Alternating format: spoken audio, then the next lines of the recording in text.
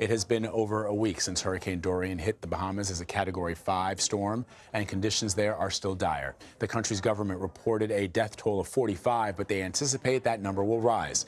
Some are trying to evacuate, but some refuse to leave home, even as food and water are scarce. One of the most famous buildings in the world. It has stood on the banks of the River Seine for more than 800 years. Tonight, Notre Dame Cathedral in Paris is completely engulfed by fire. The flames appear to have started in the roof, where extensive renovation work was being carried out. They quickly took hold. The cathedral's spire collapsed into the building. It's feared very little has been saved. Huge crowds gathered in the streets around it. Many were in tears. Notre Dame took 200 years to build. It's one of the greatest treasures of medieval architecture. Tonight, it lies in ruins.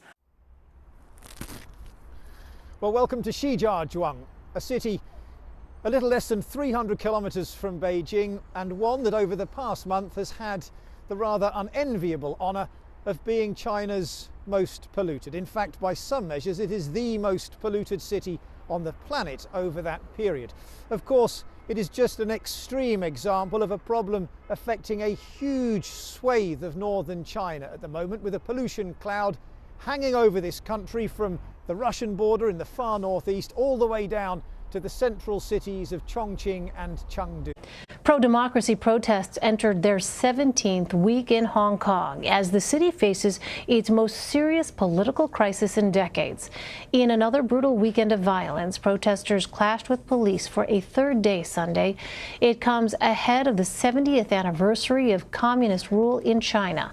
CBS News Asia correspondent Remy Inocencio is in Hong Kong. He captured this video after police used pepper spray on some demonstrators.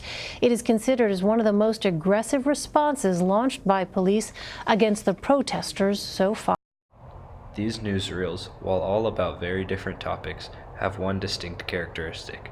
They all cover negative events. The media focuses primarily on negative content because they know that is what will get the most views. Because of this, the news fails to accurately portray the status of the global community